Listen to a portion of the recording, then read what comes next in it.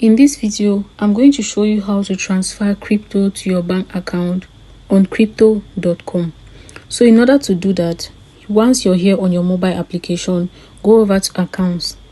And here you're going to see a list of options, but you need to have a fiat currency account set up in order to transfer from crypto to your bank account. In order to create a fiat currency account is simply a procedure where you deposit money from your bank to crypto so that the crypto app can get your bank details and link it right here in order for you to do your withdrawals from crypto to bank account. So when you create your fiat account, it's going to appear right here on this list.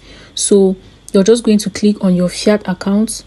For your case, you're going to be clicking on fiat account, and then you're going to click on transfer. You click on withdraw.